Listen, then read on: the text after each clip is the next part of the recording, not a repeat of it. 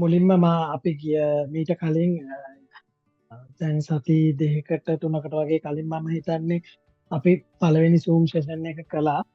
ඒකෙදි අපි පොඩි හඳුන්වා දීමක් කරා මේ අපේ මේ වැඩේ ගැන. නමුත් අද සමහරට අලුතෙන් කට්ටියත් එකතු වෙලා ඇති කියලා හිතලා මම පොඩි හඳුන්වා දීමක් කරන්නම් මොකක්ද මේ අපේ වැඩේ කියන එක ගැන.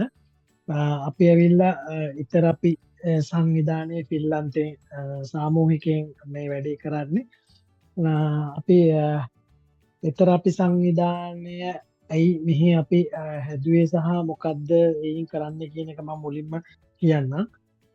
එතරපි සංවිධානය ඇත්තරම හදන්ඩ හේතු වුණේ ෆිල්ලන්තේ කියන රට ඇත්තටම ලංකාවේ එච්චරම 2022කට කලින් ගොඩක් ලංකාවේ ස්ටුඩන්ට්ස්ලට ගොඩක් ඕපන් වෙලා කට්ටිය ගොඩක් දැනගෙන හිටියේ නෑ. නමුත් 2022න් පස්සේ මෙහි තියෙන වීසා ප්‍රොසෙස් එක වෙනස් වුණාට පස්සේ ලංකාව වගේම වෙනත් රටවල් ගොඩක් මෙහෙට මේ කට්ටිය එන්න පටන් ගත්තා. ඒකට 2022 23 24 කියන අවුරුදුවල විශාල ලෙස ලංකාවේ කට්ටිය මේ එන්න පටන් ගත්තා. එතකොට ඒ එනවත් එක්කම ඇත්තටම අපිට අවශ්‍යතාවයක් තිබ්බා විවිධ නගරවල තමයි අපේ ශ්‍රී ලාංකිකයෝ ඉන්නේ.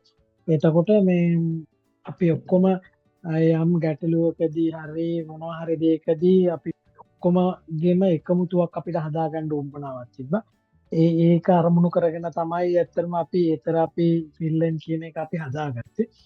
මොකද විවිධ නගරවල ශ්‍රී ලාංකිකයෝ එකතු වෙලා හදාගත්ත සාමූහිකයන් තියෙනවා. ඒක නගරෙට විතරයි ගොඩක් වෙලාවට සීමා වෙලා තියෙන්නේ. ඒ නිසා වෙනත් රටවල ගත්තාම ඉන්දියාව, බංග්ලාදේශය, පාකිස්තාන වගේ රටවල් ගත්තාම අතර මේගොල්ලෝ මුළු රටම නියෝජනය වෙන්න ඒගොල්ලන්ගේ ඉන්න කමියුනිටි එක එකතු වෙලා ඉන්නවා. ඒ නිසා අපිටත් ඕන වුණා 2022කින් පස්සේ ගොඩක් කට්ටිය මේ ඇවිල්ලා ඉන්නේ හින්දා අපිටත් අපේ ශ්‍රී ලාංකිකයන්ගේ ඔක්කොගෙම එකමුතුවක් හදාගන්න. ඒ අනුව තමයි අපි මේ සංවිධානය ඇත්තටම හදාගත්තේ. එතකොට මේකේ දැනට සමාජිකාවෝ ඉන්නවා. දැනට ලංකාවේ ස්ටුඩන්ට්ස්ලා එන ගොඩක් සිටිවල 95ක් සිටිවල නියෝජනය වෙන්න මේ අපේ සමාජිකත්වයේ ඉන්නවා. එතකොට ඕගොල්ලොත් විවිධ නගරවලට එන්නේ මෙහි. එතකොට අපේ සමාජිකව ඇත්තට මේ සෑම නගරකම වගේ ඉන්නවා. එතකොට අපි මේ වැඩේ ඇත්තටම කරන්න හේතු වුණේ ගිය අවුරුද්දත් අපි මේ විදිහටම සූම් සෙෂන් ටිකක් කරා ලංකාවෙන් ඉන්න ස්ටුඩන්ට්ස්ලාට. ඒකට එක හේතුවක් වුණේ අපිට දැන් 23 22දී සමහරු හරි තොරතුරු දැනගෙන ආවේ නැති කට්ටිය හිටියා. සමහරු හරි තොරතුරු හරියටම හොයාගන්න ක්‍රමයක් නැතුව හිටියා. ඇවිල්ලා අසරණ වෙච්ච කට්ටිය හිටියා. ඒක දැකලා තමයි ඇත්තම අපි තීරණය කරේ එන්න ඉන්න කට්ටියට මෙහි තියෙන හරිම තොරතුරු තත්ත්වයන් කියන්න ඕන කියලා. ඒ අනුව තමයි ගිය අවුරුද්දේ අපි මේ වැඩේ පටන් ගත්තේ. ඒක ඉතා සාර්ථකව කරගන්න පුළුවන් වුණ හින්දා මේ අවුරුද්දෙත් හිතුවා මේ වැඩේ කරන්න ඕන කියලා. ඒතර ඒකේ සූම් සෙෂන් 3ක් අපි කරනවා. පළවෙනි එක ඇත්තටම අපි කළා මේ දෙවෙනි එක. පළවෙනි එක අපි කළා ඉන්ටර්ෆිල්ලන් හදන තැන ඉඳලා RP කාඩ් එක ඉන්දියාවේ ගිහිල්ලා RP කාඩ් එක කලෙක්ට් කරගන්න තැනට එනකම් ප්‍රොසෙස් එක අපි කරා සහ 1 by 1 ඒ ආශ්‍රිතව තියෙන ගැටලු අපි ඕගොල්ලන්ට අහන්න කියලා ඒවට පිළිතුරු ලබා දුන්නා. ඊට පස්සේ දෙවෙනි එක අපි සම්පූර්ණ මේ ෂෝමනී ගැන ඇත්තටම කරන්න හිතුනේ මේක ගොඩක් දැවෙන ප්‍රශ්නයක් සහ මේක තමයි මේ ප්‍රොසෙස් එකේ තියෙන හරියටම අපි කරගන්න ඕනේ පොයින්ට් එක. ඒ නිසා මේක ටිකක් ටෆ් දැන් බලනවත් වැඩි. ඒ නිසා තමයි මේ ගැන අපි වෙනමම සෙෂන් එකක් කරනවා කියලා හිතුවේ. ඒ අනුව තමයි අද දවසේ අපි දාගෙන තියෙන්නේ. ඒකට පළවෙනියටම අපි මේ කරන්නේ ෂෝමනී පෙන්නන ක්‍රම දැනට කොමන් තියෙන ක්‍රම ටික ගැන ඔයගොල්ලන්ට අපි ප්‍රසන්ටේෂන් එකක් කරනවා. ඊට පස්සේ ප්‍රසන්ටේෂන් එකෙන් පස්සේ ඔයගොල්ලන්ට පුළුවන් හෑන්ඩ් රේස් කරලා අපි නම් කියනවා. එතකොට ඔයගොල්ලන්ට පුළුවන් ඔයාලගේ අදාළ ප්‍රශ්නේ මේ ආන් එකට අපේ ඉන්න මේ සාමාජිකත්වයෙන් ඔයගොල්ලන්ට උත්තර ලබා දෙන්න. එතකොට මේ ඊට අමතරව ඉදිරියේදී ඉස්සරහට අපි බලාපොරොත්තු වෙනවා තව සූම් සෙෂන් එකක් කරන්න. ඒක ඇත්තටම ජූලි අග අගෝස්තු මුල වගේ ඒගොල්ලෝ එන්න ලෑස්ති වෙලා කිට්ටු වෙන්න වගේ අපි කරන්නේ. ඒකෙදි අපි බලාපොරොත්තු වෙන ඇත්තට එද්දි ඔයගොල්ලෝ මොනවද ගේන්න ඕනේ, කොහොමද ෆ්ලයිට් බුක් කරගන්නදී මොනවද බලන්න ඕනේ, එතකොට එපාර්ට්මන්ට් එක බුක් කරන්නේ කොහොමද, මේ එද්දි මොනවද ගේන්න ඕනේ, බඩු මුට්ටු ආපු ගමන් මොනවද කරගන්න ඕනේ, දැනුම් ටික කරගන්න ඕනේ, ඔයගොල්ලෝ ඉන්නේ වින්ටර් එකට එතකොට කිට්ටු වෙලා ඒ වගේ කරුණු කාරණා තමයි මේ සූම් සෙෂන් එකේ. ඊළඟට අපි බලාපොරොත්තු වෙනවා ඔගොල්ලෝ ආවට පස්සේ සාමාන්‍ය අගෝස්තු සැප්තැම්බර් විතර වෙද්දි ගොඩාක් කට්ටිය මෙහෙට ඇවිල්ලා ඉන්නේ. ඒකට ඔක්තෝබර් නොවැම්බර් වගේ මාස වෙද්දි අපි බලාපොරොත්තු වෙනවා දැන්ටමත් අපි ඔයගොල්ලන්ට සිටි වයිස් ගෲප් වලට මේ ලින්ක් දීලා තියෙනවා. ඔයගොල්ලෝ දැන්ටත් ඒවට ඇඩ් වෙලා ඇත්තේ ඔයගොල්ලෝ එන්න බලාපොරොත්තු වෙන සිටි එකට. ඒ සිටි එකේ අපි තැනක් බුක් කරලා Excuse me ගන්නට අපිට පොඩ්ඩක් ඇහෙන්නේ නැහැනේ වොලියුම් එක. කියන දේවල් ඇහෙන්නේ නැහැ. ඇතින් ඇහෙන්නේ. හෙලෝ චතුර පොඩ්ඩක් ලං වෙලා කිව්වන හරියට ඈතින් කියන වගේ ඇහෙන්නේ. I think වගේ ඇහෙන්නේ. දැන් හරිද? ආම මදි ඇහෙන්නේ නැහැ.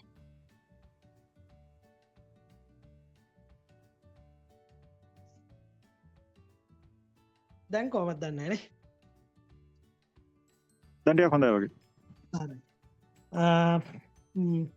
එතකොට අපි ඔගොල්ලෝ ආවට පස්සේ ඒ සිටි වලදී අපි බලාපොරොත්තු වෙන ඔගොල්ලන්ව ෆිසිකල් හම්බෙන්න. එතනදී ඇත්තටම ඔගොල්ලන් අපි දිනයක් වෙලාවක් කියලා මේ එතකොට අපේ ඒ සිටි එකේ ඉන්න මෙහෙ ඇවිල්ලා ඉන්න පරණ කට්ටිය අපේ සමාජිකාව පොඩි කොපි ඊවිනිං එකක් වගේ දාගෙන ඔගොල්ලොත් එක්ක පොඩි චැට් එකක් දාන්න.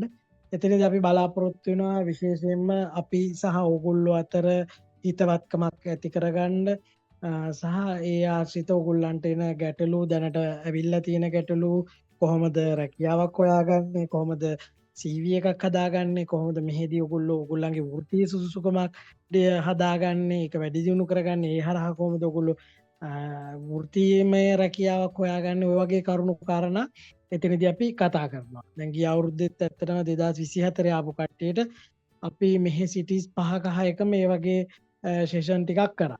එතනදී අපිට ගොඩක් කට්ටිය හඳුනා ගන්න හම්බුණා, කතා කරා ගොඩක් කට්ටිය ගැටලු වලට. එතනදීත් අපි පුළුවන් විසඳුම් ගොඩක් ලබා දුන්නා. අතන ඔය විදිහට තමයි මේ සම්පූර්ණ ප්‍රෝග්‍රෑම් එක අපි හදලා තියෙන්නේ. ඉතින් ඒවත් එක්ක එකතු වෙන්න කියලා ඔගොල්ලන්ට ආරාධනා කරන ගමන්ම තව පොඩි කාරණා කිහිපයක් තියෙනවා මතක් කරන්න. එකක් තමයි ඔගොල්ලන්ට ඒ අතරතුරේ අපි දුන්න සිටි ගෲප් වලදී ඔගොල්ලන්ට මෙහෙට එද්දී ඔගොල්ලන්ගේ කී එක කලෙක්ට් කරගන්න ඕන නම්, ඒ කියන්නේ අපාර්ට්මන්ට් එකේ කී එක කලින් ඔගොල්ලෝ ගන්න ඕනේ.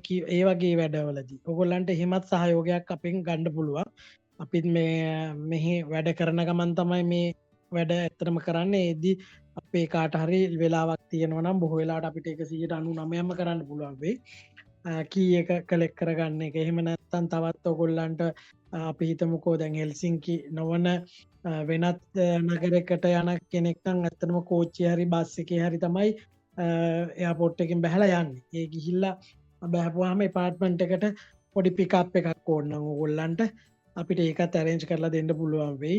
ඒක අපේ ඒ වෙලාවේ කවුරු හරි ෆ්‍රී ඉන්නවා නම් අපිට ඔයගොල්ලෝ කලින් දැනුවත් කරොත් ඒක පුළුවන් ද බැයිද කියන එක අපි කියලා ඔයාලව කන්ටැක්ට් කරගෙන බහින තැනින් අරගෙන අපිට අපාර්ට්මන්ට් එකට ඔයගොල්ලන්ට පොඩි ඩ්‍රොප් එකක් කරලා දෙන්න පුළුවන් වෙයි. ඊට අමතරව මෙට්‍රස් එකක් දාගන්න ඕන නම් ඒ වගේ ඔයගොල්ලන්ට ඒ වගේ උදව්නුත් අපි ඇත්තටම කරන්න බලාපොරොත්තු වෙනවා. විශේෂම දේ තමයි මේ කිසිම දෙයකට කිසිම මුදලක් අපි අය කරන්නේ. ඊතර අපි සංවිධානයෙන් කරන සියලුම අපි කරන දැනට කරන වැඩ සියලුම දේවල් අපි මුදල් අය කිරීමකින් තොරව තමයි කරන්නේ. ඒ නිසා එතර අපි සංවිධානය නමින් කිසියම් කෙනෙක් ඕගොල්ලන්ගේ යම් කිසි මුදලක් ඉල්ලනවා නම් සත 5ක්වත් දෙන්නත් එපා. සහ ඒ පිළිබඳව අපි අනිවාර්යයෙන්ම දැනුවත් කරන්න. ඒ එතර අපි සංවිධානය නමින් කිසිම මුදලක් අපි අය කරන්නේ නැහැ කිසිම දෙයකට. මේ හැම දෙයක්ම අපි කරන්නේ අපේ රටේ මිනිස්සු වෙනුවෙන්. අපි මෙහි ඇවිල්ලා ඉන්න අපිට කරන්න පුළුවන් දෙයක් මොනවද එන කට්ටියට පුළුවන් දේ අපි කරනවා. ඒකට අපි කීයක්වත් අය කිරීමක් කරන්නේ නැහැ ඇත්තටම. මේ දේත් අපි සම්පූර්ණ සමාජ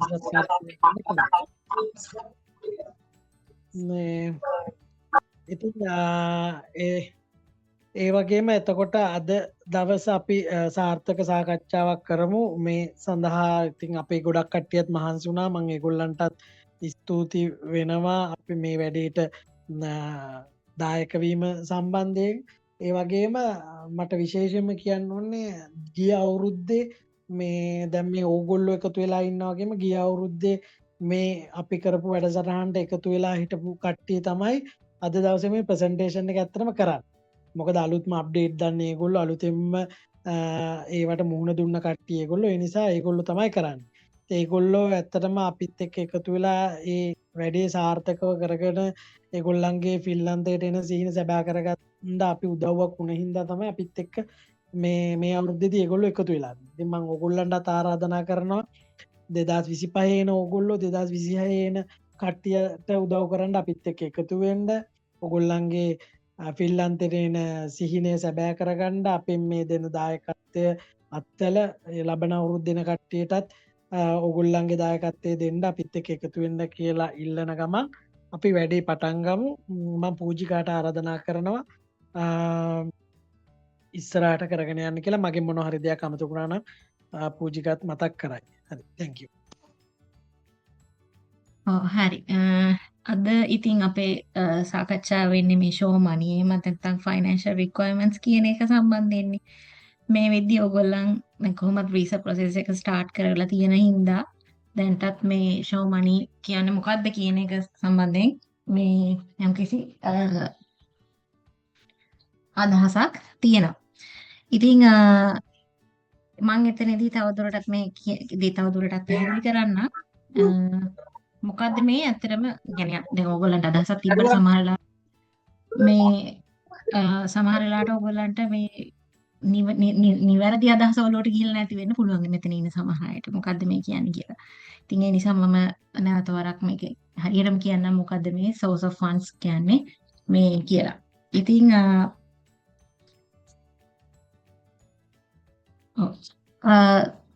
ඉතින් අපි දැන් මේ show money කියලා කියන එකකින් අදහස් කරන්නේ ඔයගොල්ලන් මෙහෙට ඇවිල්ලා වියදම් කරන්න පුළුවන් මුදල් ප්‍රමාණය. ඒ කියන්නේ ඔයගොල්ලන් මෙහෙට ඇවිල්ලා ජීවත් වෙද්දී වියදම් කරන මුදල් ප්‍රමාණය මේ ප්‍රමාණය ඔයගොල්ලන්ට තියෙනවා මෙහෙ ජීවත් වෙන්න අවුරුද්දකට කියන එක තමයි අපි පෙන්වන්නේ මේ show money කියන එකේ වීසා එක දාද්දී. ඊට අමතරව දැන් ස්ටුඩන්ට් කෙනෙක් මේ tuition fee එක ගෙවලා තියෙනවා නම් ඒ ඔයගොල්ලන්ගේ tuition fee එක ගෙවන්න මුදල් හොයාගත්තේ කොහොමද කියන එක සම්බන්ධව ඔයගොල්ලන්ගේ ડોකියුමන්ට්ස් ඉල්ලනවා මේ වීසා ප්‍රොසෙස් එකේදී අලුතෙන්. මේ කලින් නම් එහෙම එකක් තිබුණේ නැහැ. මේ ඒක ඉල්ලනවා. කියන එක මේ ඉතින් ඒ අනුව අපිට දැන් මෙහි එද්දිම අපිට ජොබ් එකක් හම්බෙන්නේ නැහැනේ. ඉතින් ඒ නිසා අපි අනිවාර්යෙන් මේ මුදල අපි ගව තියෙන්න ඕනේ අපිට මෙහි ඇවිල්ලා වියදම් කරන්න. ඉතින් මේ අපි ඒකෙදි අපි මේ මුදල් හොයාගත්තේ කොහොමද කියන එක හරියටම නීත්‍යානුකූල විදිහට පෙන්වන්න එක තමයි මේකෙදි වැදගත් වෙන්නේ. ඉතින් අපි මේ සාකච්ඡාවේදී විශේෂයෙන්ම කියනවා මේ නීත්‍යානුකූල නොවන දේවල් සම්බන්ධයෙන් අපි මේ ඒ සම්බන්ධව අපි කිසි දෙයක් කතා කරන්නේ අපි මේ හරියටම පෙන්නන්නේ කොහොමද හරියට මේ දේ කරන්නේ හරියට ඔයගොල්ලන්ගේ ડોකියුමන්ට්ස් ටික හදාගන්නේ කොහොමද කියන එක තමයි අපි මේ සාකච්ඡාවේදී විශේෂයෙන්ම කතා කරන්නේ අපේ කට්ටියගේ තියෙන අත්දැකීම් අනුව. ඉතින් තව දෙයක් තමයි මෙතනදී කියන්න ඕනි සමහර වෙලාවට දැන් ඔයගොල්ලන්ගේ තියෙන ෆන්ඩ්ස් පෙන්වන්න පුළුවන් විවිධාකාර සෝසස් කීපයකින්. කියන්නේ දෙකකට හෝ තුනකට වඩා වෙන්න පුළුවන්. එතකොට ඒ වෙලාවේදී සමහර විට ඔයගොල්ලන්ට ඉන්ටර්විව් එකේදී වුණත් කන්ෆියුස් වෙන්න පුළුවන්. දැන් ඔයාලා මේ මුදල පෙන්වන්නේ මොකෙන්ද? මේ මුදල පෙන්වන්නේ මොකෙන්ද? කියන එක දැන් ඔයගොල්ලන්ට පැටලෙන්න ඉඩ තියෙනවානේ. සමහරවිට ඔයගොල්ලන් ඒ මුදල පෙන්වන්න යම් කිසි මුදලක් පෙන්වන්නේ නැත්තේ ලෑන්ඩ් සේල් එකකින්. එහෙම නැත්නම් කාර් සේල් එකකින්. ඕක පැටලෙන්න ඉඩ තියෙනවා ඉන්ටර්විව් එකේදී වීසා ඔෆිස් ඇහුවොත්. ඒ වගේම තමයි අනිත් පැත්තට දැන් වීසා ඔෆිසට වුණා දැන් මේ ඩොකියුමන්ට්ස් යාලා රිවිව් කරලානේ ඔයගොල්ලන්ගේ ඩිසිෂන් එක ලබලා දෙන්නේ. එතකොට උනත් දැන් එයාලට යම්කිසි කාලයක් ගත වෙනවද මේගොල්ලෝ වෙරිෆයි කරනවානේ මේක ඇත්තටම මේ ඩොකියුමන්ට්ස් එක හරියද නිවැරදි විදිහට මේගොල්ලෝ ඉදිරිපත් කරලා තියෙනවද කියලා. එතකොට ගොඩාක් ඩොකියුමන්ට්ස් එහෙම ඉදිරිපත් කරන්න ගියාම කියන්නේ සෝසස් ගොඩකින් ඒ අදාළ මුදල් පෙන්නන එක ඉදිරිපත් කරන්න ගියාම තවදුරටත් සමහරට ප්‍රොසෙස් එක කම්ප්ලෙක්ස් වෙන්න පුළුවන්. ඒකෙදි යම්කිසි ඩිලේ වීමක් වෙන්න ඉඩ තියෙන අවස්ථාවක් තියෙනවා. හරිද? ඉතින් අපි තවදුරටත් ඉතින් මේ ගැන හරියටම මේ ડોකියුමන්ට්ස් ඉදිරිපත් කරන්නේ කොහොමද කියන එක ගැන කතා කරන්න මම අපි කට්ටිය කතා කරනවා ඉස්සරහට. ඉතින් මේකේදී ඔයාලට දකින්න පුළුවන් දැන් මේකේ තියෙන යූරෝස් වලින් ඕගොල්ලන්ට පුළුවන් මේක මේ කන්වර්ට් කරලා දැන් Google එකේ තියෙනවනේ අද රේට් එක මෙච්චර කියන්නේ 335ක් හරි එහෙම. ඒ අනුව ඕගොල්ලන්ට මේ මුදල මේ පෙන්නද්දී ඒ ගැන සලකලා බලන්න පුළුවන් මේ යූරෝස් වලින් තියෙන එක. අනිත් එක තමයි දැන් මේ රේට් එක වෙනස් වෙන්න පුළුවන්. ගොඩක් දුරට වැඩි වෙන්න පුළුවන් මේ තියෙන ආර්ථික තත්ත්වයක් එක්ක ලංකාවේ. ඉතින් ඒ නිසා බොහෝ දුරට හොඳයි ඉතින් ඕගොල්ලන් අර හරි ගානට ඒ ගාන තියන්නේ නැතුව ලක්ෂ 57ක් නම් ඒ කියන්නේ බහවර එකක් තියාගෙන වගේ ඒ මුදල පෙන්නනවා නම් ඕගොල්ලන්ට ඒක වාසියක් වෙන්න. ඉතින් ඒකෙදී ඕගොල්ලන්ට මේක නම් මේ ගැන නම් ඕගොල්ලන් දැනුවත් ඇති කොහොමද ඉතින් ඒ සම්බන්ධ විස්තර කොහොම තියෙනවා වෙබ්සයිට් එකට ගියාම ඉතින් අපි මේ ෂෝමනී සම්බන්ධයෙන් ඉදිරිපත් කරද්දී පෙන්වන්න ඕනේ ડોකියුමන්ට්ස් මොනවාද? ඒ සෝසස් මොනවාද? ඒ සෝසස් හරියට පෙන්වන්නේ කොහොමද කියලා කතා කරන්න අපේ මගේ යාළුවන්ට මම අවස්ථාව දෙනවා. ඉතින් මුලින්ම අපි යමුනට අවස්ථාව දෙමු. හරි thank you නංගි මාව ඇහෙනවද කියලා පොඩ්ඩක් කියන්න පුළුවන්ද? එහෙනම් ඕකේ. අපි මේකෙදි ඉස්සරවම බලමු අපි හදන්න ඕනේ ડોකියුමන්ට් එක මොකක්ද කියලා. අපි ඒකට කියන්නේ clarification of income කියලා. ඒ කියන්නේ අපි ඒකෙදි අපි පෙන්වන්න ඕනේ අපේ funds අපි කොහොමද හොයාගත්තේ කියන එක. අපි next slide එකට යමු. ඒකේ තමයි අපේ sample document එක තියෙන්නේ. මේක කොහොමද අපි ඉස්සරවම හදාගන්නේ කියලා. මේ ස්ලයිඩ් එක පටන් ගන්න කලින් මම පොඩ්ඩක් ඔයාලට කියන්නම් ගිය අවුරුද්දේ මම මේ මීටින් එකට මෙහෙමම ජොයින් වෙච්ච කෙනෙක්.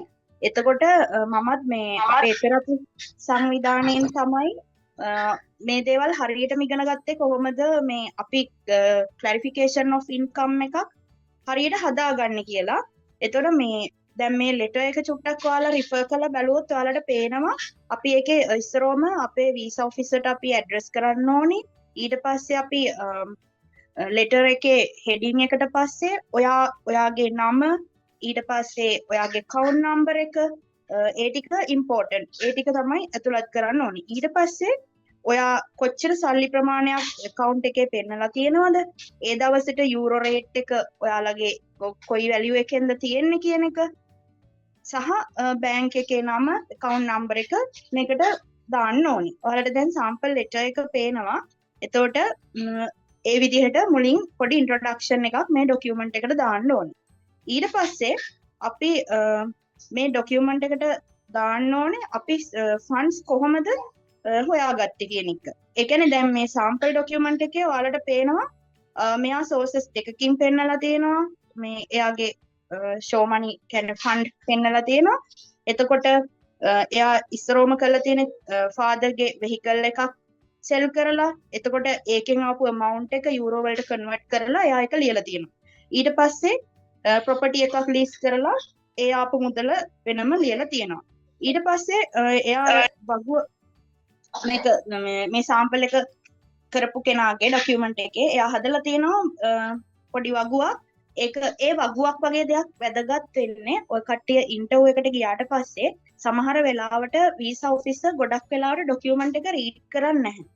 එයාලා කරන්නේ බලනවා ටක් ගාලා මොනවද මේ සෝසස් මෙයා කරලා තියෙන කියලා. ඊට පස්සේ බලන්නේ amount එක ඊට පස්සේ කවදද ට්‍රාන්ස්ෆර් කරලා තියෙන්නේ මේ සල්ලි. අන්න ඒ වගේ දේවල්. එතකොට මේ වගේ වගුවක් දාන එකේ විශේෂත්වය එයාට easily ඔයාගේ ડોකියුමන්ට් එකේ තියෙන්නේ මොනවද කියලා ටක් ගාලා පේනවා. ඒක ඒ වාසිය නිසා ඔයාලට සමහර වෙලාවට ඔයාලගෙන් ගොඩක් question අහන්න නැති වෙන්න පුළුවන්. ඒ නිසා ડોකියුමන්ට් එක හදනකොට ඊටාම පැහැදිලිව හදන්න. ඊට පස්සේ මේකේ ඊට පස්සේ වැදගත්ම දේ තමයි ඔයා මේ sources වලට attachment submit කරනවා. ඒ attachment ගැන තමයි අපි මේ slide එකෙන් පස්සේ කතා කරන්නේ. ඒ කියන්නේ vehicle sale එකක් වෙන්න පුළුවන්, land sale එකක් වෙන්න පුළුවන්. ඒවට specific documents තියෙනවා. එතකොට මේ documents මොනවද කියලා ඔයාට පුළුවන් මෙතන මේ letter එකේ අන්තිමට list කරන්න. ඒ කියන්නේ ඔයා vehicle sale එකක් නම් කරේ මම මෙන්න මේ vehicle sale එකට අදාළ මෙන්න මේ documents attach කරලා තියෙනවා පහලින් කියලා ඔයාට ලියන්න පුළුවන්.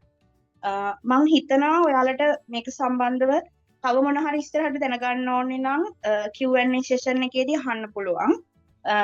අපි නම් ඊළඟ slide එකට යමු.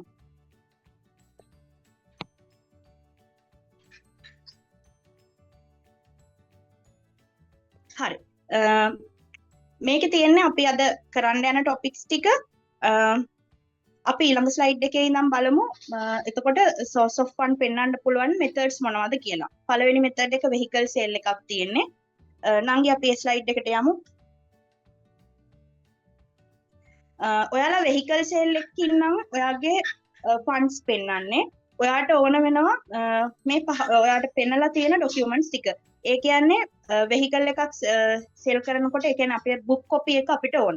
ඊට පස්සේ transfer කරාට පස්සේ transferred book copy එක ඉස්සර නම් වැඩිපුර ඉල්ලුවේ නැහැ. නමුත් අපි visa officer visa interview එකට යන කාලේ මම personally මගේ funds පෙන්න vehicle sale එකකින් මගෙන් එතකොට මේ transfer detail එයාලා ඇහුවා. එතකොට transfer book copy එක මට වැදගත් වුණා.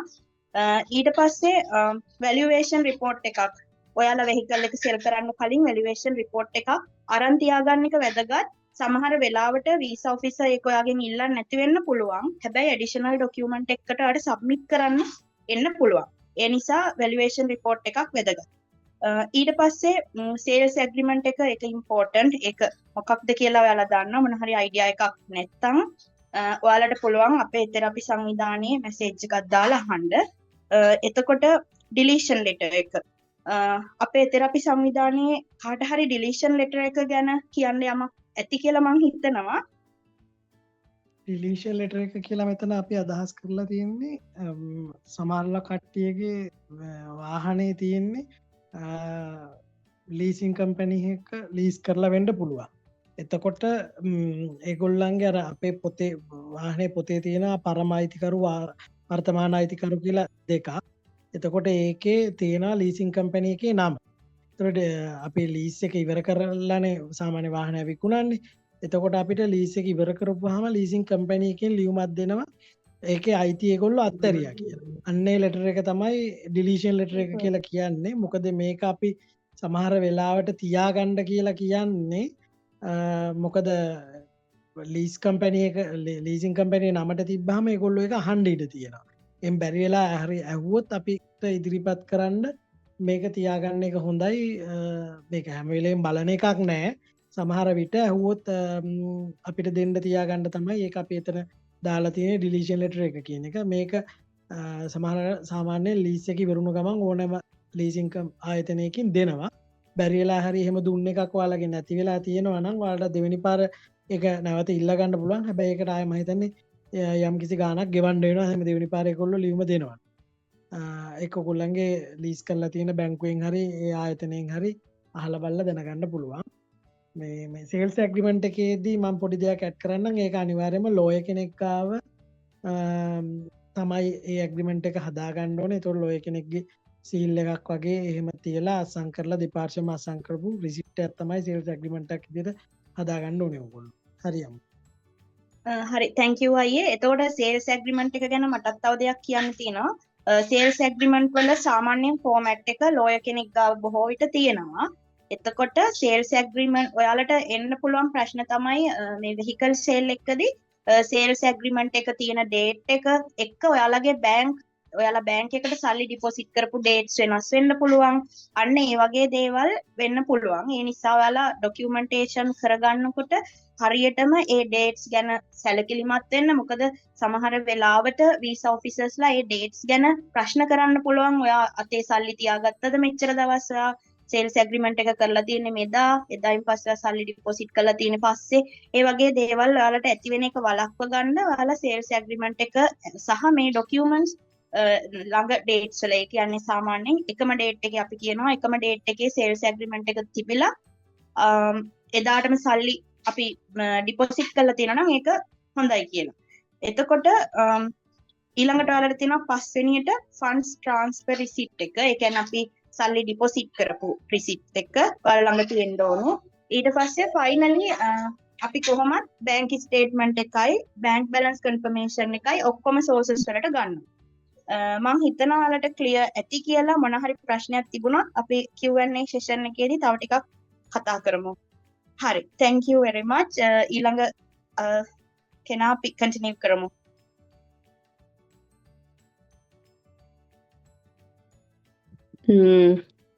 හරි යමුනා. මම කතා කරන්න යන්නේ අපි ලෑන්ඩ් සේල් එකට යමු. දෙකට යමු. පූජිකා.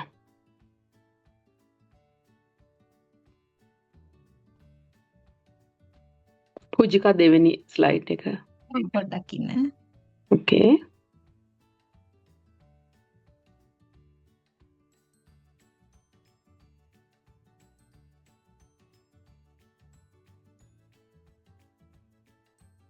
හරි පූජිකා.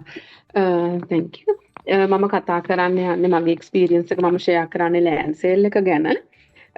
මම ලෑන්ඩ් සේල් එකකින් source of funds පෙන්නද්දී මම all deed එක ගත්තා. මගේ නමට තිබුණු deed එක. ඒක අත්‍යවශ්‍ය නැති වෙන්න පුළුවන්. හැබැයි තියාගන්න එක හොඳයි කියලා මට හිතෙනවා. මම නම් ඒක submit කරා.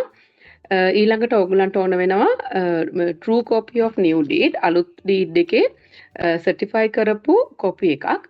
ඒක දැන් සාමාන්‍යයෙන් අලුත් deed එක අපිට ලැබෙන්නේ නැහැනේ. ඒක ගන්න බයටනේ යන්නේ.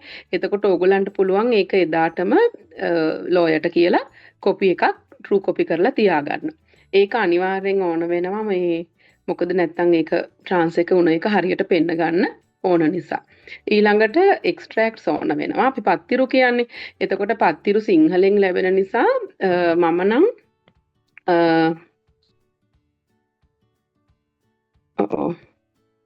ඇහෙනවද? ඇහෙනවනේ මම කියන්නේ. ඕකේ හරි. පත්තිරු සිංහලෙන් නිසා මම ඉංග්‍රීසි ට්‍රාන්ස්ලේෂන් එක දුන්නා. මම හිතන්නේ හැමෝටම සිංහලෙන් තමයි ඉතින් ලංකාවේ හම්බ වෙන්නේ. ඒක නිසා මේකේ ට්‍රාන්ස්ලේෂන් එක ඕන වෙනවා. ඊළඟට වැලුවේෂන් රිපෝට් එකක් ඕන වෙනවා ලෑන්ඩ් සේල් එකේදී. මම වැලුවේෂන් රිපෝට් එකකුත් දුන්නා. සාමාන්‍යයෙන් පරණ ඩීඩ් එකක් නම් ටිකක් අඩු වටිනාකමකට ලියලා දෙන්න පුළුවන් තියෙන්න පුළුවන්. ඊට පස්සේ තෑගි ඔප්පුවකින් වගේ ලැබුණ දෙයක් නම් ඒත් අඩු වටිනාකමක් දාලානේ ගොඩක් වෙලාවට සාමාන්‍යයෙන් ලියන්නේ.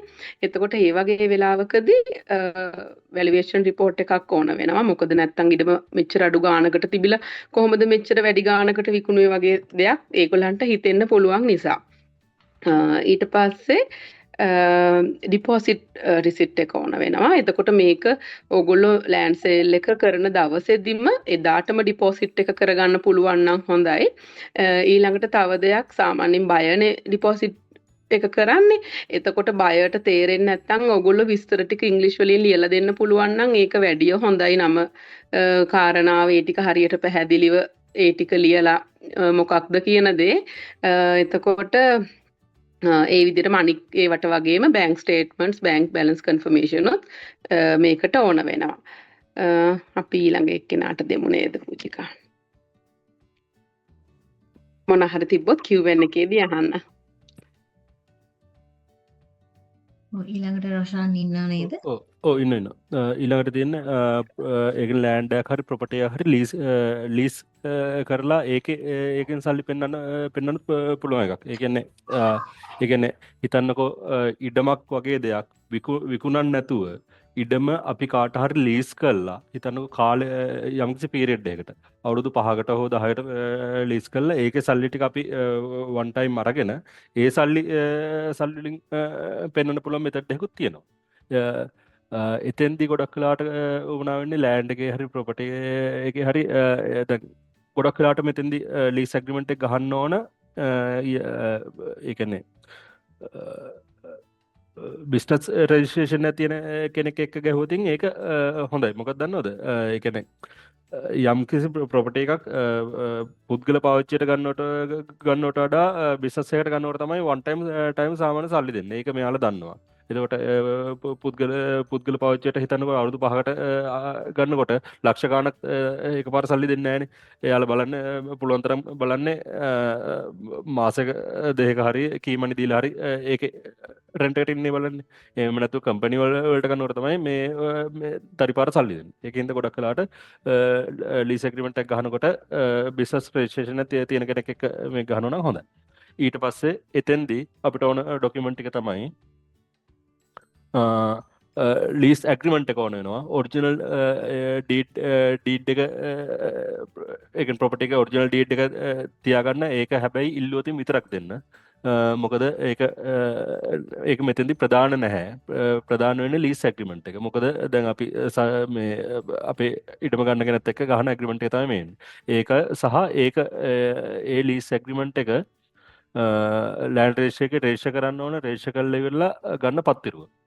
පත්තිරුව තියෙන්න ඕන මෙන්න මෙච්චර ගානකට මෙන්න මෙයාට ට්‍රාන්ස්ෆර් වුණා කියන එක. ඒ කියන්නේ ලීස් ඇග්‍රීමන්ට් එකෙන් ට්‍රාන්ස්ෆර් වුණා කියන එක. ඒක පත්තිරුව අරගෙන අපිට ඉංග්‍රීසි වලට මේ සෝන් ට්‍රාන්ස්ලේටර් කෙනෙක්ට කියලා ට්‍රාන්ස්ලේට් කරලා ගන්න පුළුවන්.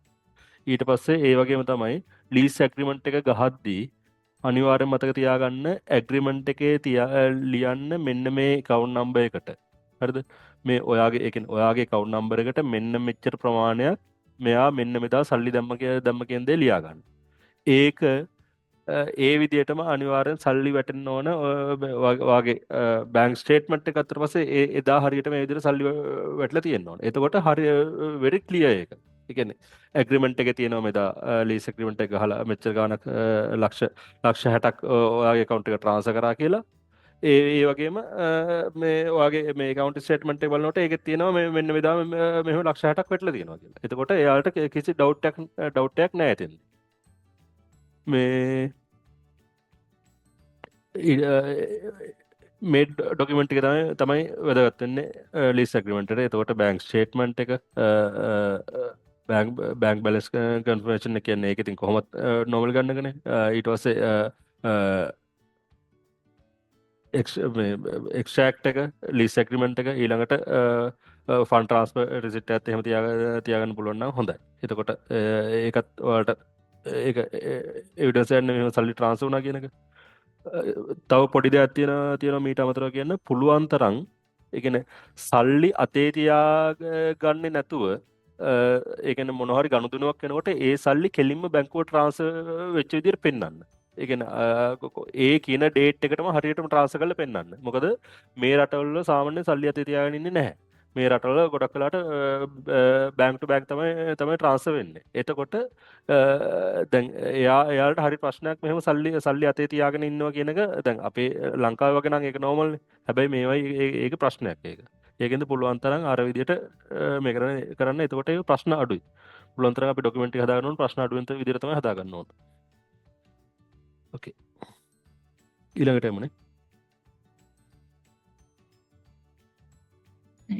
චතුර අයිය පුළුවන්ද? ජුවලරි ගැන කියන්න. ඇත්තට මේකේ ලොකුම එක්ස්පීරියන්ස් එක තිබ්බේ අපේ මේ ඊයේ පාර අපේ මල්ලි කෙනෙක්ට එදා අද හදිසියෙ වැඩ වැටලා හින්දා මම මේකේ ඕන කරන මූලික ටික කියන්න. මේකේ ඇත්තටම ජුවලරි සේල් එකක් කරද්දී පළමුවෙන්ම අපි මේ වැලිවේෂන් රිපෝට් එකක් ගන්න ඕනේ. ඒක මැණික් හා ස්වර්ණාභරණ අධිකාරියෙන් තමයි මේ වැලිවේෂන් රිපෝට් එක ගන්න ඕනේ. ඉස්සෙල්ලාම අපි කරන්න ඕනේ ජුවලරි ටික සේල් කරන්න කලින් මැණික් හා ස්වර්ණාභරණ අධිකාරියට ගිහිල්ලා ඒකේ වැලිවේෂන් රිපෝට් එකක් ගන්න ඕනේ. ඊට පස්සේ අපි ජුවලරි එක වික්කට පස්සේ ඒ විකුණපු ජුවලරි ෂොප් එකෙන් බිල් එක ගන්න ඕනේ. ඉතින් අපි විකුණද්දී අනිවාර්යෙන්ම ස්වර්ණාභරණ අධිකාරියේ රෙජිස්ටර්ඩ් ජුවලරි ෂොප් එකකටම මේක විකුණන්න. එතකොට ඒගොල්ලන්ගේ රෙජිස්ටර් නම්බර්ස් තියෙන්න ඕනේ හරියට. මොකද මේ ජුවලරි සේල් එක ගිය අවුරුද්දේ ආපු කට්ටියගේ ටිකක් වැඩිපුර ටප් මේ බලලා තිබ්බා. එතනදි ගොඩක් වෙලාවට මේ ජුවලරි ෂොප් වලට VFS ඔෆිස් එකෙන් කෝල් පවා කරලා තිබ්බා. එතකොට සමහරු ජොලි ෂොප් වලින් ෆෝන් ආන්සර් කරපු නැති හින්දා අර ගොල්ලන්ගේ ඩිසිෂන් ඇවිල්ලා නැති ප්‍රශ්න පවා තිබ්බා. ඒ නිසා ඔගොල්ලෝ ටිකක් ජුවලරි විකුණද්දී අර අපි ගොඩක් වෙලාට බලනවානේ වැඩිම ගාණක් දෙන කෙනාට විකුණ ගන්න ඒක ඒ හා සමානවම බලන්න අර ටිකත්. ඒ කියන්නේ එහෙම කෝල් එකක් ආවොත් ඉංග්‍රීසි වලින් එතන ඉන්න කාට හරි ආන්සර් කරලා උත්තරයක් දෙන්න පුළුවන්ද? මෙයාගේ රෙජිස්ටර් නම්බර්ස් ටික හරිද? මෙයා හරියටම රෙජිස්ටර් වෙලා තියෙනවා. සමහර ඔය බිල් පොත්වල බොරු නම්බර්ස් ලියාපදිංචි අංක ගහගෙනත් මේ කරනවනේ.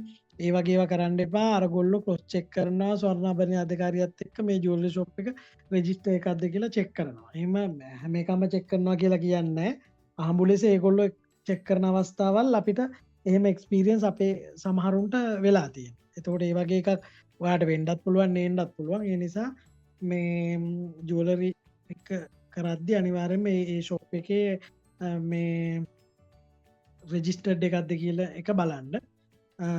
එතකොට රිසිට් එක අනිවාර්යෙන් ඕනේ. ඒක සීල් කරලා ඒ දිනේට කලින් කට්ටිය කිව්වා වගේම ජුවලරි එක විකුණපු ඩේට් එකයි අපේ සල්ලි බෑන්ක් එකට දාපු දවසයි සමාන වෙන තරමට තමයි ගොඩක්ම හොඳ.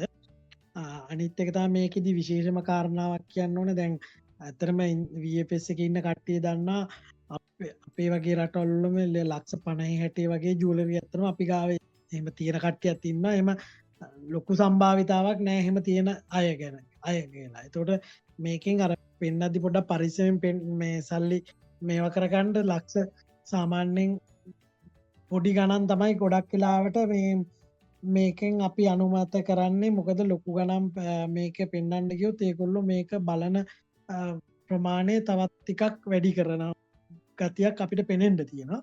ඒ නිසා මේක අර ගොඩක් වෙලාට දැන් විහිකල් එකක් ලෑන්ඩ් එකක් නම් ඒක තමුන්ගෙම කියලා ඔප්පු කරගන්න තියෙනවනේ. මෙහෙකෙදි එහෙම නැති නිසා මේගොල්ලෝ බලන ප්‍රමාණය වැඩි. ඒ නිසා මේක සාමාන්‍යයෙන් ගාණක් පෙන්න ගන්න පාවිච්චි කරන එක තමයි ගොඩක්ම උචිත. මොකද නැත්තම් බලන එක ටිකක් ටෆ් බලන එක තවත් ටිකක් වැඩි වෙන්න ඉඩ තියෙනවා.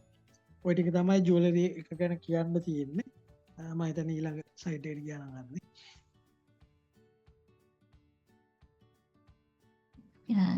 ඊළඟ එක රොෂන් ශානකත් ඉන්නවා. ඔව්.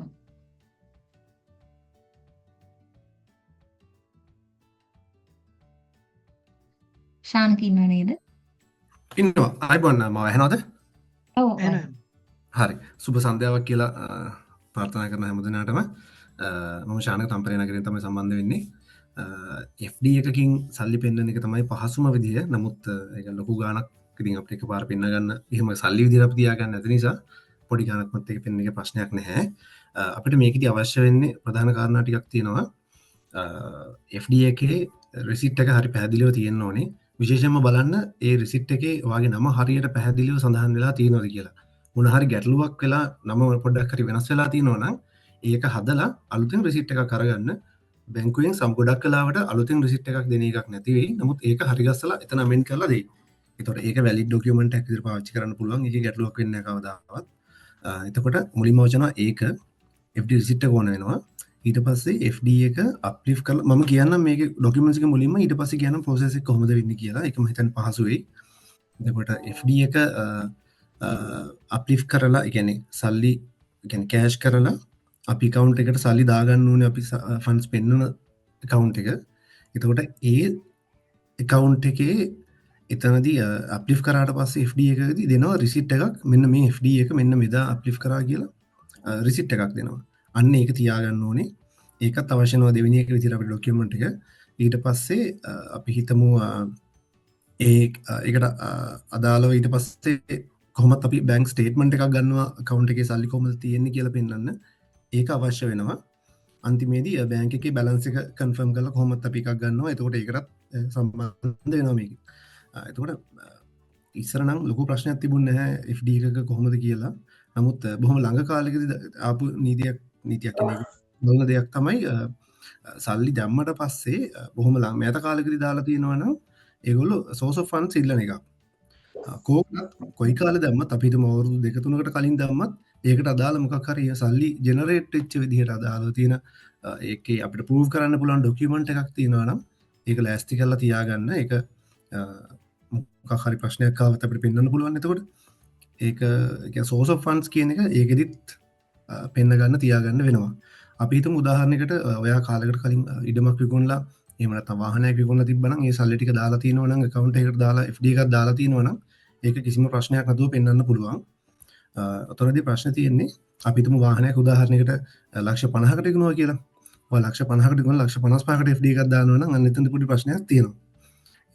විකුණපු ගානට වැඩි ගානක් ඇවිල්ලා තියෙනවා. ඒකට මොකක් හරි එක්ස්ප්ලනේෂන් එකක් ලෑස්ති කරගන්න. එතකොට ඒකට අදාළව ඒ සෝස් එක අපිට පැහැදිලිව පෙන්වන්න පුළුවන් වෙන විදිහේ ඩොකියුමන්ට්ස් ටිකකුත් ලෑස්ති කරගන්න වෙනවා. ඒ කියන්නේ ඒ කාලේ තිබ්බ ඒවා ටිකක් මොනවද කියලා බලලා ඒවා ටිකක් හරි ගස්ස ගන්න. නැති වුණොත් ඒගොල්ලෝ පොඩ්ඩක් බලනවා මේ කොහෙන්ද මේ සල්ලි ආවේ කියලා. එතකොට ඔය විදිහට තමයි FD වලින් පෙන්වන සල්ලි පෙන්වනකොට අපිට කරන්න තියෙන්නේ. රොෂාන් මොනවද පොඩි දෙයක් මේ ඇඩ් කරන්න. ගොඩක් වෙලාවට මේ ගවර්න්මන්ට් බැංක් එකකින් ඒ කියන්නේ BOC එකේ වගේ හරි පීපල්ස් බැංකේ හරි නම් අපේ ෆික්ස් එක තිබුණේ එයාලෙන් ගන්න පුළුවන් ෆික්ස් ඩිපොසිට් හිස්ටරි ගන්න පුළුවන්. ඒ කියන්නේ හිතන්නකො ෆික්ස් ඩිපොසිට් එකක් අපේ මාස 3න් 3ට මැචුර් වෙන්න තමයි දාලා තියෙන්නේ. මාස 3න් 3ට හරි මාස 6න් 6ට මැචුර් වෙන්න දාලා තිබුණා කියලා හිතන්නකො. එතකොට එයාලගේ හිස්ටරි එක ගන්න පුළුවන් අපිට මේ ID නම්බර් එක දුන්නා පස්සේ සම්පූර්ණ හිස්ටරි එක දෙනවා. එතකොට ඒකේ පේන්න තියෙනවා නම් ෆික්ස් ඩිපොසිට් එක ඔන්න මේ මාසේ ඉඳලා මේ මාසේ වෙනකන් තිබුණා. එතනින් පස්සේ ආයි වෙන නම්බර් එකකින් ෆික්ස් ඩිපොසිට් එක පටන් ගන්න. ඒ විදිහට ගිහිල්ලා තියෙනවා. එහෙම ගානට ෆ්ලෝ එක තියෙනවා නම් කිසි ප්‍රශ්නයක් වෙන්නේ නැහැ. අර ඉස්සෙල්ලා කිව්වා වගේ අවුරුදු 2කට වඩා අඩු කාලයක් නම් ෆික්ස් ඩිපොසිට් එක තිබුණේ අනිවාර්යෙන්ම ඒ ෆන්ඩ් සෝස් එකට ඩොකියුමන්ට් එක හදාගෙන යන්න. දැන් මගේ මම කරබඩේ තාත්තගේ ෆික්ස් ඩිපොසිට් එක සල්ලි ටිකක් තමයි පෙන්නුවේ. එතකොට එතෙන්දිත් ඇහුවා තාත්තලාට කොහෙන්ද ෆික්ස් ඩිපොසිට් එකට සල්ලි කියලා. ඒක අවුරුදු 6ක් විතර වගේ තිබිච්ච ෆික්ස් එකක්. ඒකේ හිස්ටරි එක පෙන්නුවට පස්සෙත් එතෙන්දිත් ඇහුවා මගෙන් මේ කොහොමද කියලා. හැබැයි ඒකට ඩොකියුමන්ට්ස් නම් ඉල්ලුවේ නැහැ.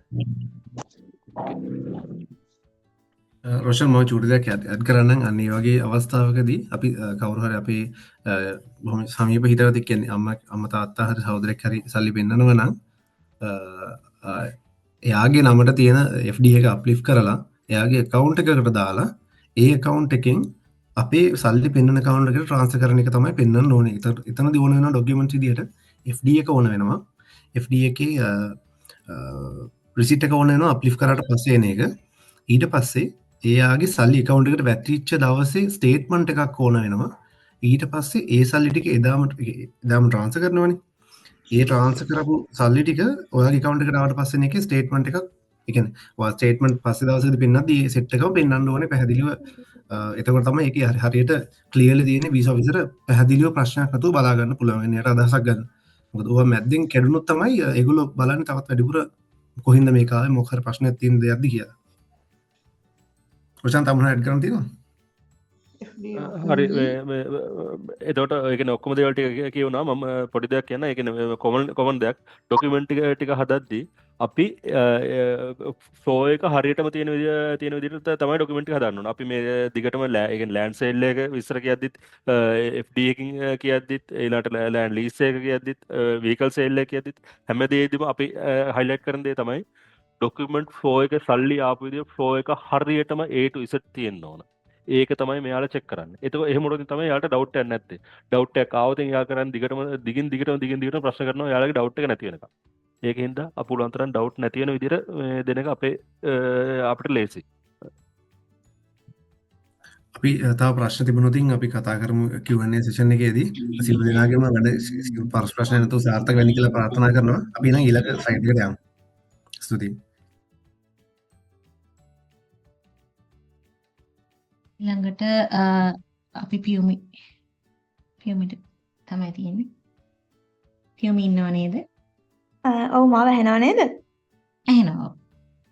හරි. මගේ ෂෝ මනී වලින් මම කොටසක් පෙන්නුවේ මගේ හස්බන්ඩ්ගේ සැලරි සේවිංස් වලින්. එතකොට මගේ work history එක තිබුණා අවුරුදු 6ක්. husband ගේ work history එක තිබුණා අවුරුදු 7ක්. අපි දෙන්නගේ salaries වැටුනේ joint account එකකට. අපි දෙන්නගේ. එතකොට salary savings වලින් පෙන්නන්න related documents වල අපි දෙන්නගෙම work contract අපි attach කරා. ඒ වගේම employment letter එකක් දෙන්නගෙම attach කරා. ඒ කියන්නේ අපි currently මේ company එකේ වැඩ කරනවා කියලා prove කරන්න. අපි දැනට work කරනවා කියලා prove කරන්න. ඊට පස්සේ අපි දෙන්නගෙම salary slips අපි attach කරා recent 6 months වල. ඊට පස්සේ bank statement ගත්තා. එතකොට අපි දෙන්නගේ salaries තිබුණා අපි දෙන්නගේ joint account එකේ. මම show money එක පෙන්නුවේ මගේ primary ඒ කියන්නේ මගේ personal savings account එකෙන් තමයි ඔක්කොම සල්ලි පෙන්නුවේ. එතකොට bank statement අපි ගත්තා අපේ joint account එකෙන් අපි අපේ salary savings වලින් ඉතුරු කරපු ගාණක් මගේ personal account එකට transfer වුණා කියලා පේන විදිහට bank statement ගත්තා. ඒ වගේම මගේ personal account එකෙන් balance confirmation එකකුත් ගත්තා. ඒ ටික තමයි salary savings වලින් පෙන්වන්න ඕන උනේ. Thank you. හරි. ඊළඟට අපි ජයන්ත අයියා ඉන්නවද? හෙලෝ මාව ඇහෙනව නේද? ඔව්. මේකෙත් අර අනිත් හැම එකෙම වගේම මේ කොහොමද ආදායම ආවේ කියන එක තමයි පෙන්වන්න තියෙන්නේ. බිස්නස් එකක් වුණාම සාමාන්‍යයෙන් අපිට අප්ලෝඩ් කරන්න පුළුවන් මේ කම්පැනි රෙජිස්ට්‍රේෂන් එක.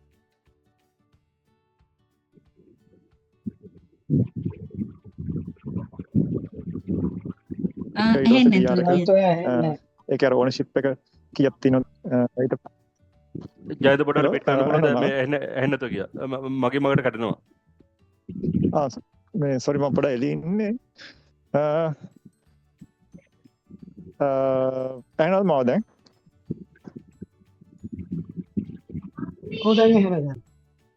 දැන් එහෙනම්. හෙලෝ. ඔව් මේකදී අප්ලෝඩ් කරන්න තියෙන කම්පැනි රෙජිස්ට්‍රේෂන් එක තියෙනවද percentage එකක් බිස්නස් එක රෙජිස්ටර් කරනකොට ඒ වගේ දේවල් ඒකෙන් බලා ගන්න පුළුවන්. ඊට පස්සේ කම්පැනි එකත් එක්ක තිබ්බ මොන හරි ඇග්‍රීමන්ට්ස් තියෙනවා නම් ඒකේ කස්ටමර්ස්ලත් එක්ක ඒවා අප්ලෝඩ් කරන්න පුළුවන්. ඒතකොට ඒ වගේ ඉන්ක්ලූඩ් වෙනවනේ කොහමද ඉන්කම් එකක් ආවේ කියලා. ඊට පස්සේ ඊට අමතරව බැංක් ස්ටේට්මන්ට් කියන්නේ මම අප්ලෝඩ් කරන්න මාස 6 වගේ බැංක් ස්ටේට්මන්ට් පරණේවා ඉන්ෆර්මේෂන් එකකුත් අප්ලෝඩ් කරන්න පුළුවන්. ඔය ටික තමයි අප්ලෝඩ් කරේ. ඊට පස්සේ ඒ කියන්නේ ඒක සමහර බිස්නස් එකකින් බිස්නස් එකට වෙනස් වෙන්න පුළුවන්. ඒ කියන්නේ ඇග්‍රීමන්ට් එහෙම ගහන්න නැති බිස්නස් තියෙනවනේ. ඒතකොට ඒ වගේ කොහොමද සල්ලි ආවේ කියන එක බිස්නස් එකට පොඩ්ඩක් වෙන්න ගන්න පුළුවන් නම් හරි. ඔය ටික තමයි ඒකේ තියෙන්නේ. මොනවා හරි ප්‍රශ්නයක් තියෙනවා නම් මම හිතන්නේ Q&A එකේදී අපිට කතා කරන්න පුළුවන්. කාට හරි ඇඩ් කරන්න අලුතෙන් ඇඩ් කරන්න තියෙනවා නම් ඒත් ඇඩ් කරන්න. හරි අපි ඊළඟ එකට යමු. ඔව් තානියා ඉන්නව නේද? ඔව් පූජිකා.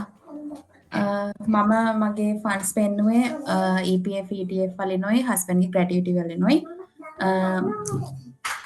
මම මුලින්ම කරේ බැලන්ස් කන්ෆර්මේෂන් එකක් ගත්තා MSPS එකෙන්. ඊට පස්සේ ග්‍රැටියුටි වලට හස්බන්ඩ්ගේ ඔෆිස් එකෙන් අපි ගත්තා ලෙටර් එකක්. එයා මේක වැඩ කරා කියලායි පොෂන් එක කියන්නේ එයා හිටපු අවුරුදු ගානක් ඒ ටික මෙන්ෂන් කරලා කන්ෆර්මේෂන් ලෙටර් එකක් ගත්තා ඔෆිස් එකෙන්.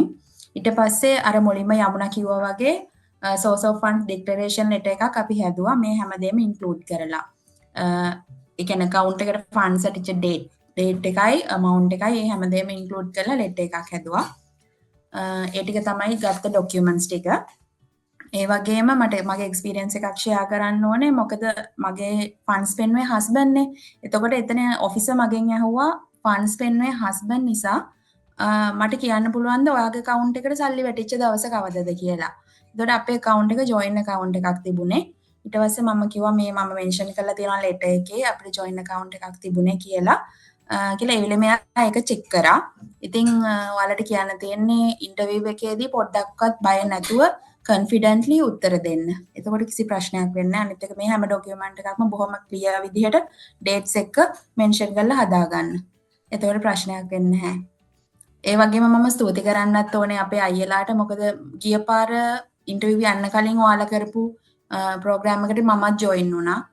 ලොකු උදව්වක් වුණා. ඒකට බය නැතුව අපිට හැමදේම කරගන්න, ගිහිල්ලා බය නැතුව කතා කරන්න. ඒ හැමදේටම ලොකු උදව්වක් වුණා. මේ ගැන මොන හරි ප්‍රශ්නයක් තියෙනවා නම් මොකද මේ හැම වැඩක්ම හැන්ඩල් කරේ හස්බන්ඩ්.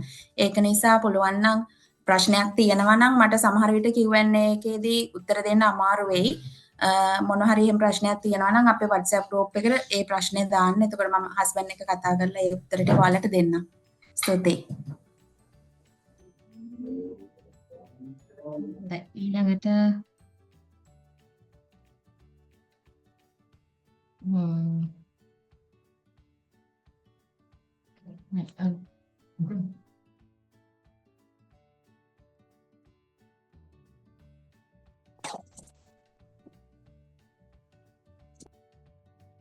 රෝෂාන් නේද? Roshan fund transfer from parent and relatives. මෙතෙන්දී අපිට පෙන්වන්න පුළුවන් අපේම සල්ලි පෙන්වන්නත් පුළුවන්. එහෙම නැත්නම් අපිට කවුරු හරි ස්පොන්සර් කරනවා කියලා පෙන්වන්නත් පුළුවන්. එතෙන්දී ගොඩක් වෙලාවට කියන්නේ දෙමාපියන් අපිට ස්පොන්සර් කරනවා කියලා තමයි ගොඩක් වෙලාවට මේ කරන්නේ. එහෙම නැත්නම් ඒ කියන්නේ පුළුවන් විදිහට මෙයාලා හිතන්නේ මොකද හිතන්නකෝ අපේ සිබ්ලින්ස් කෙනෙක් හරි කවුරු හරි ඉන්නවා කියලා එයාලටත් වෙන ෆැමිලි එකක් ඉන්නවා නම් එහෙම වුණොත් එයාලටත් වෙන ප්‍රශ්න තියෙනවා එයාලට සල්ලි ගොඩක් තියෙනවා නම් ප්‍රශ්නයක් නැහැ. ඒ වගේ ප්‍රශ්න එන්න පුළුවන්. එතන මෙතෙන්දිත් මම කියන්නම් ක්ලියර්ලි මුලින් එන ડોකියුමන්ට් එක ඉස්සෙල්ලා කියලා ඉන්නම්. එතෙන්දී එන්න ඕන අපිට ස්පොන්සර් කරන කෙනා පේරන්ට් හරි රිලේටිව් කෙනෙක් හරි කවුරු හරි අපිට ස්පොන්සර් කරන කෙනා කොහොමද සල්ලි හොයාගත්තේ? එයාගේ ෆික්ස් එකකින්ද නැත්නම් එයාගේ ලෑන්ඩ් සේල් එකකින්ද වීකල් සේල් එකකින්ද කියන දේට අදාළ ડોකියුමන්ට් එක තියෙන්න ඕන අර ඉස්සෙල්ලා කිව්වා වගේ. ඊට පස්සේ ඒ සල්ලි ටික එයාගේ account එකේ ඉඳලා අපේ account එකට transfer වුණා කියලා ડોකියුමන්ට් එක තියෙන්න ඕන. එතකොට ඒ කියන්නේ එයාගේ bank statement එකක් තියෙන්න ඕන. ඒ account එයාගේ account එකේ ඉඳලා අපේ account එකට transfer වුණා කියන එක. ඊට පස්සේ අපේ account එකේ ඒ අදාළ date එකට ඒ සල්ලි ටික වැටලා තියෙනවා කියලා පේන්න ඕන. එතෙන්දී අපිට කරන්න පුළුවන් දේවල් තමයි දෙමාපියන්ගේ සල්ලි ප්‍රශ්නයක් නැහැ ඒව මේ කරන්න පුළුවන්. ඊට පස්සේ ගිය අවුරුද්ද ආපු අලුත් එක්ස්පීරියන්ස් ටිකක් තියෙනවා. තමන්ගේ සිබ්ලින්ස් කෙනෙක්ගේ අයියගේ හරි මල්ලිගේ හරි සල්ලි එයා මෙයාගේ account එකට transfer කරා කියලා එහෙම ડોකියුමන්ට් පෙන්නලා අපු කට්ටිය කීප දෙනෙකුත් ඉන්නවා. එතකොට එයාලගේ එක්ස්පීරියන්ස් අරන් බලනකොට එයාලගෙන් සාමාන්‍ය ප්‍රශ්න වලට අමතරව අහපු ප්‍රශ්න ටිකක් තියෙනවා. ඒ තමයි අර සිබ්ලින්ස්ට ෆැමිලි එකක් ඉන්නවද? එයාට එතකොට එයාගේ ෆැමිලි එකටත් වියදම් කළා ඔයාගේ ෆැමිලි එකටත් වියදම් කරන්න පුළුවන් සල්ලි තියෙනවද? ඒ වගේ ප්‍රශ්න කිහිපයක් අහලා තිනවා. එතෙන්දී අර දීපු උත්තරය තමයි එයාට එයාගේ සැලරි ස්ලිප් ටික පෙන්නලා තියෙනවා. ඊට අමතරව එයාගේ තියෙන ප්‍රොපර්ටිස් ටික පෙන්නලා තියෙනවා. ඒවත් එක්ක ප්‍රූව් කරලා තියෙනවා. එයාට ප්‍රශ්නයක් නැහැ. එයාගේ ෆැමිලි එකටත් වියදම් කළා මෙයාගේ ෆැමිලි එකට වියදම් කරන්න පුළුවන් විදිහට සල්ලි තියෙනවා කියලා. අන්න ඒ වගේ ප්‍රශ්න එන්න පුළුවන්. ඒකින්ද ඒ දේවල් වලටත් ලේසිලා යන්න. ගොඩක් වෙලාවට අරම ඒ කියන්නේ මේ පේරන්ට්ලට අමතරව වෙන ස්පොන්සර් කෙනෙක්ගෙන් සල්ලි ගන්නවා නම් ඒ ડોකියුමන්ට් එක තියෙන්න ඕන. ඊට අමතරව අනිවාර්යෙන් තියෙන්න ඕන ડોකියුමන්ට් එක තමයි එයාලා එක්ක තියෙන රිලේෂන්ෂිප් එක ප්‍රූෆ් කරන ડોකියුමන්ට් එක. හිතන්නකෝ ඒ කියන්නේ අම්මයි තාත්තා එක්ක තියෙන රිලේෂන්ෂිප් එක ප්‍රූව් කරන්න පුළුවන් ડોකියුමන්ට් එක තමයි අපේ බර්ත් සර්ටිෆිකේට් එක. බර්ත් සර්ටිෆිකේට් එක ඒකෙන් අපේ බුක් කොපි එක මොනෙන්න ඕනේ නැහැ. බුක් කොපි එක නැත්තම් ඒජ් කොපි එකක් අරගෙන ඒක ට්‍රාන්ස්ලේට් කරලා පෙන්වන්න පුළුවන්. ඊට පස්සේ මේ සිබ්ලින්ස්ලා එක්ක තියෙන රිලේෂන්ෂිප් එක පෙන්වන්නත් පුළුවන් ડોකියුමන්ට් එක තමයි බර්ත් සර්ටිෆිකේට් එක. එතකොට අම්මගේ තාත්තගේ නම් දෙකම ඒ විදිහම තියෙන්න ඕන. මේ ඒ ඩොකියුමන්ට් ටික අරගෙන ඒ කියන්නේ එතෙන්දී ඕන මේ අදාළ සිබ්ලින්ගේ බර්ත් සර්ටිෆිකේට් එක තියෙන්න ඕන, අපේ බර්ත් සර්ටිෆිකේට් එක තියෙන්න ඕන. ඒ විදිහට ඩොකියුමන්ට් එක හරියට හදාගෙන පිළිවෙලට ඒ කියන්නේ සල්ලි ට්‍රාන්ස්ෆර් වෙච්ච විදිහත් පාත් එක හරියට හදාගෙන ඩොකියුමන්ට් එක පෙන්නුවට පස්සේ හරි.